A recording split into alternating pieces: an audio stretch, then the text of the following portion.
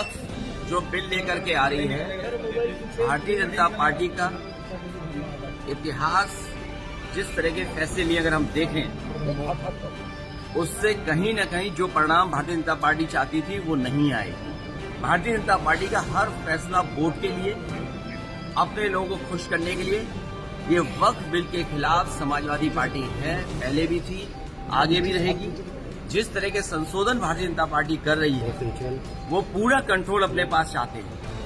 जो administrative power है वो पूरा का पूरा अपने पास रखना चाहते हैं। इस देश ने वो समय भी देखा है कि जिस समय एडमिनिस्ट्रेटिव गलत फैसले की वजह से भारत की जो संस्कृति रही, भाईचारा रहा, उसके खिलाफ खाई पैदा की है।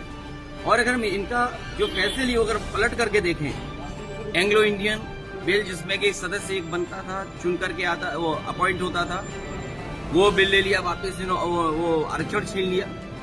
आरक्षण एंग्लो इंडियन का छीना, नोटबंदी से रुपया छीना, लेकिन भ्रष्टाचार बढ़ गया, रुपए आज भी निकल रहे हैं। जीएसटी कानून लाए, उधर व्यापारियों का सब कुछ छिन गया।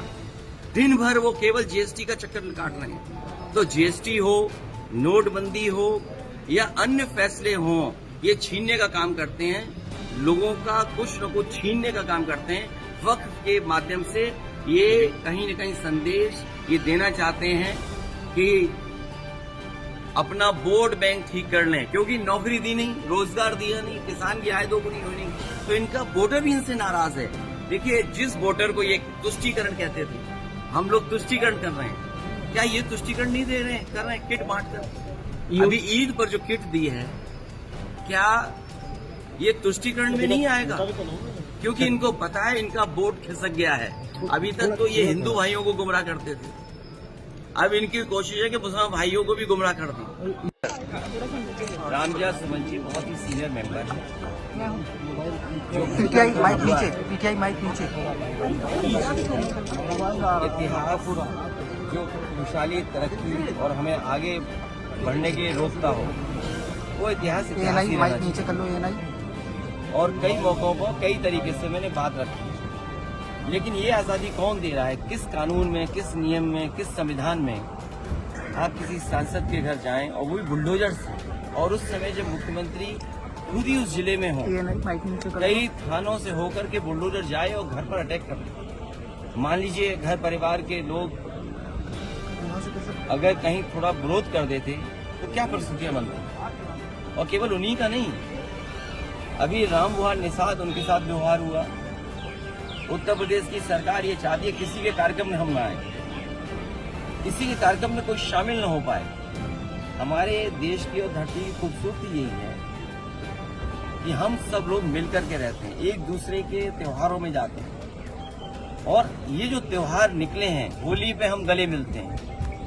जो पुराने लोग जानते होंगे वो जानते होंगे कि होली पर हम गले मिलकर के होली मनाते हैं, ईद गले मिलकर के मनाते हैं। आखिरकार क्या आपत्ति है भारतीय जनता पार्टी को और खासकर उत्तर प्रदेश सरकार को? मेरे पत्रकार साथियों, हालांकि आपको पता होगा, और इसमें से मैं देख रहा हूँ बहुत सारे सीनियर लोग ही हैं और बहुत वर्षों से आ रहे हैं यहाँ पर, और यहीं पर कवर करने आते हैं, कवरेज करने आते हैं। आप इसी जगह पर मिलते हैं, कभी इतनी बैरिकेडिंग नहीं होती होगी। जब मैं आज आ रहा था तो जानबूझ करके पुलिस ने मुझे रोका। मैंने जानना चाहा कि भाई क्यों नहीं जाने दे रहे हो? पूरी बैरिकेडिंग लगा करके मुझे आधे घंटे जब बात की तब जाने दिया, बड़ी मुश्किल से, और एक गाड़ी जाने दी। और जब जानना चाहा मैंने कि आखिरकार क्यों ऐसा किया जा रहा है, तो किसी अधिकारी के पास जवाब नहीं था। आखिरकार इसको मैं क्या मानूं, क्या समझूं?